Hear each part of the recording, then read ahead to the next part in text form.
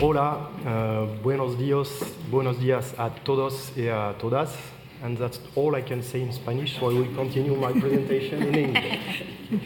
So thank you for introduction. My name is Pierre Lantom. I'm working for the German company Oerlikon Leybold Vacuum, which is one of the world leader in vacuum technology. Vacuum is really used in a wide range of applications in food industry, and I decided to present you today two different methods of desiccation or drying that can perfectly fit for good herbs. This is the reason why I decided to select this application. And these are vacuum microwave drying and freeze drying.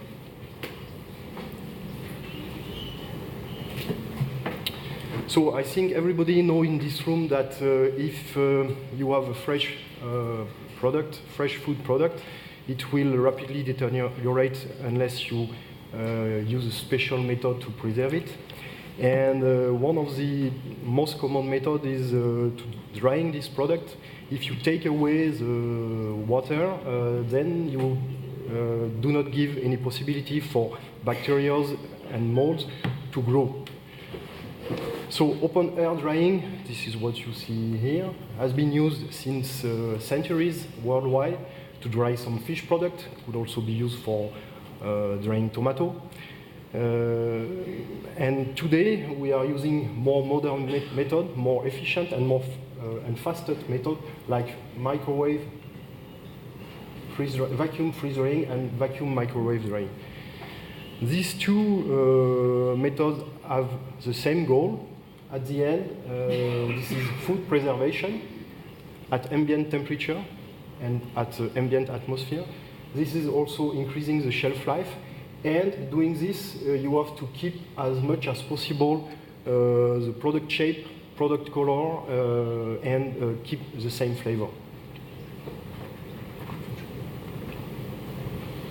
So what you can see here is the water phase diagram. So basically it shows, depending on the pressure and depending on the temperature, in which state is the water. So the good news is that under atmospheric pressure, you can see that the oil is boiling at 100 degrees Celsius. You can see also that under atmospheric pressure, the ice convert into liquid at 0 degrees Celsius. Okay. And in fact, this table is really helpful to explain what is freeze drying and vacuum microwave drying. So if we play a little bit with this, just imagine that you are at ambient temperature more or less. If you reduce the pressure, by reducing the pressure, it will be possible to evaporate the water and then to dry the product. So just by staying at ambient temperature, by reducing the pressure, you will have some evaporation effect. And this is what we do by vacuum drying. And vacuum microwave drying is just a combination of microwave and this vacuum drying effect. Freeze drying is a completely different process. You first have to freeze the product. That means you bring it to a temperature, depending on product, down to minus 40 degrees Celsius, minus 20 degrees Celsius. And then you are in the solid state, and you apply deep vacuum, and this has the effect to sublime the water. That means you don't go through the liquid phase, you evaporate directly the water from ice to gas. So if we start by vacuum microwave drying, I already started to explain a little bit the principle. Just by applying vacuum on a product, you decrease the boiling temperature, and then you can extract the water.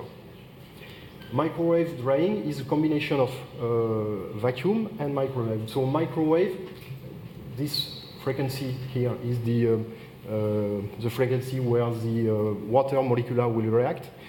This microwave will deliver a gentle and uniform heat to the product, while applying vacuum will evaporate the water. And the main advantage is this can be done more or less at ambient temperature. You do not really bring any heat to the product. So this is what you see here. Basically, you have a drying chamber. Here is the microwave source, and here is the vacuum pump.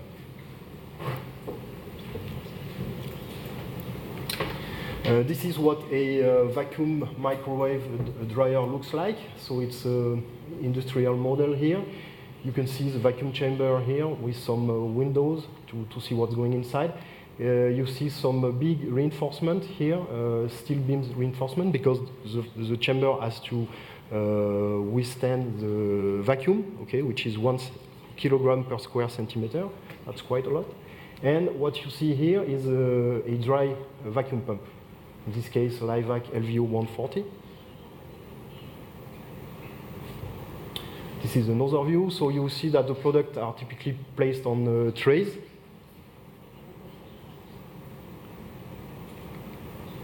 And here, what we give, okay, the parameters pretty much depend on the product, but here, for a typical fish drying process, in this particular case, this was anchovy. You see that the customer is working at a pressure of 10 torr, which is around 15 millibar. There are 24 trays. At the end of the cycle, the pump has extracted 65 kilograms of liquid and water. And the cycle time is approximately 2 hours. This is to compare with the cycle time of freeze drying process, which is typically much, much longer. We are speaking about 1 day, 1.5 days, something like that. So in terms of pumping system, vacuum pumping system, because this is my area, of course, we have different options. We can use a single-stage oil-sealed rotary vent pump. This is a cost-effective solution, but you have to carry out regularly oil exchange, or you can use dry screw pump, which will be more maintenance-free solution. In the first case, the use of a cold trap or condenser is absolutely mandatory to protect the vacuum pump. But with this process, with the working pressure of 10 torr, these two technologies are perfectly fine. So here you can see some example of some food products that were tested by our customers. So different kind of seeds, different kind of, this is a seafood, so called, this is a sea cucumber. It's an animal, in fact, it's not a herb. These are apple slice, all that kind of different product. Now, if we speak about vacuum freeze drying, the principle is a little bit different. Freeze drying is also known as lyophilization. And what is happening is that first the product has to be deep frozen, depend on the product, but between -20, -40 degrees Celsius. And we apply deep vacuum, which will have the effect to directly sublimate water into solid, from solid phase to gas phase, okay? So we sublimate. There is an extremely wide range of products which can be treated. Of course, everybody knows that, for example, fruit and vegetable can be freeze-dried. Is this kind of cereals, of fruit, red fruit that you find in the cereal package in the morning are typically also freeze-dried. In Asia today, there is a booming market for instant soup, also using freeze-drying. But also coffee is very popular. There is a lot of coffee freeze-drying market. So the main advantages of freeze-drying, or I would say the main features of freeze-drying, is that this process can be carried out all along the year. There is no seasonal effect. If you think about it, because you are starting from a frozen product, you can process product which has been harvested or frozen already 5 years ago or 10 years ago. There is absolutely no time pressure in freeze-drying because you start from frozen product. It's not the case of vacuum microwave drying because the product is fresh and you have to process it directly. Also, what we can note on freeze drying, and this is the same also for vacuum microwave drying, is that this does not cause any shrinkage. If you leave some product drying at ambient air, this will retract, this will change the color, this will change the shape. Maybe this will be a little bit tough to chew also. Vacuum freeze drying is quite helpful in that extent that it keeps a nice color and nice shape. And typically also vacuum freeze drying can achieve a longer shelf life because the water residual rate that can be achieved is lower than vacuum microwave drying. We will see that later, just because you go lower in pressure during the drying process. So here is what a big freeze dryer looks like. Can be as long as 10 meters length with 2.5 meters width, for example.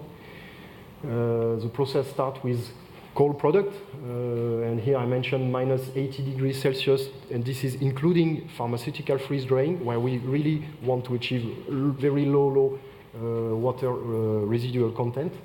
But for food, it's mainly in the range of minus 20, minus 40 is good enough. We have a first step, which is called primary drying, where about 80 to 90% of the water is removed. And it's important to use that in this process. In fact, the heat, because you have to heat also, is brought by conduction or radiation. You cannot bring any heat by convection because of the very low air density. And then during the secondary step, this is for pharmaceutical freeze drying. Here in the food freeze drying, it might be a little bit higher.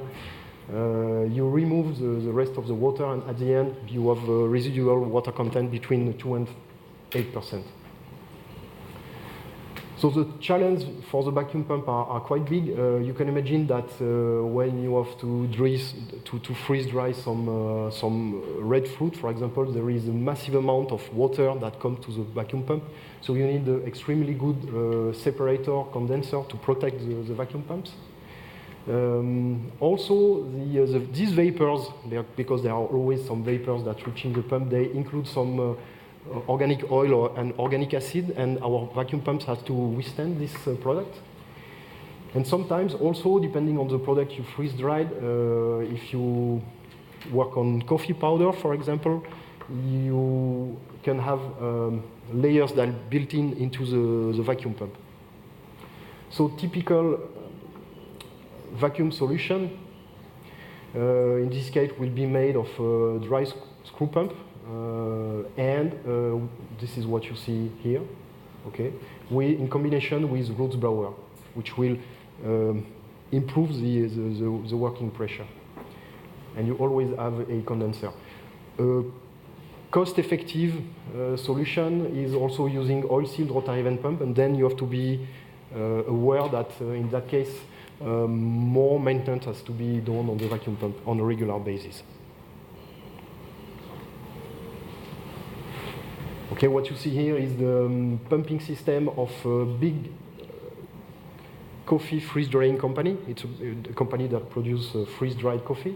They are using screw-line pumps, so this is the 4 vacuum pumps here, and here is the Ruvac W2000 pumps. It's a booster pump. In fact, it works like a turbo, more or less, on the car. So it will increase the pumping speed in the low pressure range and give you a better ultimate pressure. And you can see here the dimension of the freeze drying tunnel, 2 meters diameter by 20 meters. So that's quite big chamber.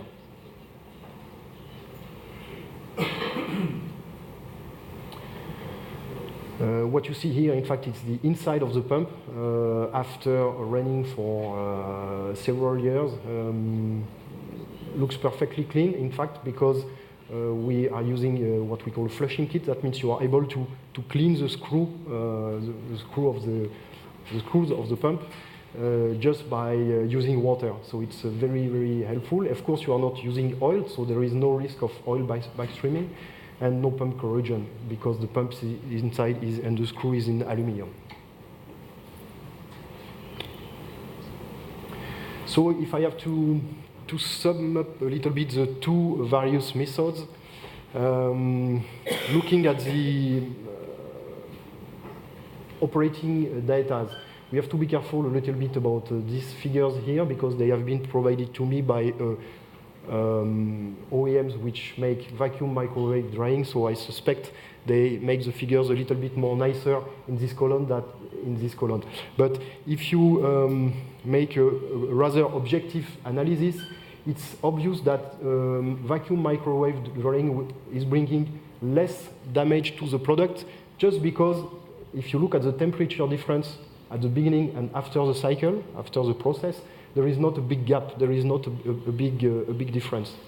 If you look at freeze drying, of course, there is we start below, we start from frozen product, and we finish at 30, 50 degrees, so there is a rather big gap. In terms of speed, vacuum microwave drying is also quite faster. If you look here, from up to 2 hours, up to 36 hours. And the investment and operating costs are also less because typically you will not need any freezing system. On the opposite, if you look at freeze drying, there are also some advantages. For me, the most important one is that you can achieve a longer shelf life, and this is due to the fact that because you go at a lower pressure, you achieve a lower residual water contents, and this has a direct impact on the shelf life. Secondly, there is no seasonal effect. I already explained this. Freeze drying can be carried out all along the years. That's you don't have any time pressure or time stress. But the counterpart is that you need a freezing system, so typically this will be a little bit more expensive. But I have to say that up to date, freeze drying has been using for decades already, is very well known. Whereas, so it's proven it's a proven solution for serial production, whereas microwave drying, vacuum microwave drying is still, I would not say on a laboratory phase, but we start to see some small serial production, but it's a technology which is not as mature as freeze drying. But I think it's a new upcoming application. If you look at the vacuum systems which are used in both cases, okay, typically we can use in both cases oil seal rotary vent pump and dry screw pumps, but in the case of freeze drying, this will automatically be in combination of a roots blower, means a kind of turbo, just because the pressure that you have to achieve is much lower. And finally, because I have also to sell you a little bit my product, I show you the product, our product range to comply to fit with this application. So. Our Sogevac B or FP start from 10 cubic meters per hour to 1200 cubic meters per hour. This is an oil seal pump, so cost-effective product. You have to make some oil exchange on a regular basis. Or if you want to get rid of oil maintenance work, you can also look at the dry solution. In this case, no oil is in contact with the pump media. Typically, you just have to exchange the oil from the gearbox, but which is not in contact with the pump media. And we also have in our product range some roots blower up to 7,000 cubic meters per hour, so that really provide a huge pumping speed. And we are able also at Leibold, Bomba de Vacio, to combine all these products to make systems.